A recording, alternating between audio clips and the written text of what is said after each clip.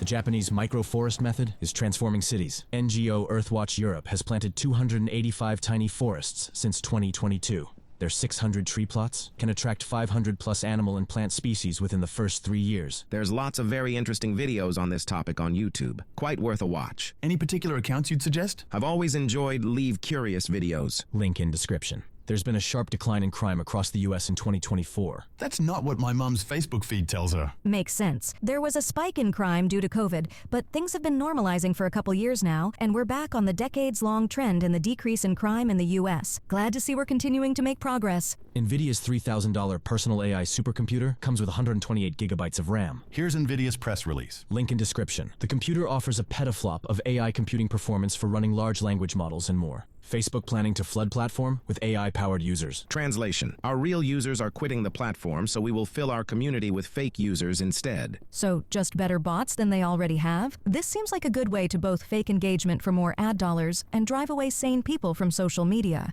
Plastic-eating insect discovered in Kenya. Eating? Cool. Functional digestion and utilization of petroleum-sourced nutrients? That's impressive. Despite it being artificial, plastics are energy-dense and do have natural analogs, like beeswax, cellulose, sap, etc. So it's a valuable thing to be able to digest once something evolves the ability to do so. There's enough around. Once it starts digesting insulation on electrical wires, we'll be well forked. Doubtless the plastic that's resistant to this will be notably bad for the environment and the continuance of human civilization in as some other high consequential fashion. By then, insects won't be able to eat organic materials anymore because of latent pesticides and everything, so we can just make corn cellulose insulation for wires. This scientist treated her own cancer with viruses she grew in the lab. I think she's a hero. A lot of medical breakthroughs were made through experimentations on oneself. TLDR, Beata Halisi, a virologist, treated her breast cancer using oncolytic virotherapy, OVT, injecting lab-grown measles and vesicular stomatitis viruses into her tumor. The experimental approach caused the tumor to shrink and detach from nearby tissue and allowed surgical removal. If I was in her place, had her knowledge, and that many recurrences, I would have done the same. It's kind of her to share her knowledge with the world and to now direct her work to further these findings.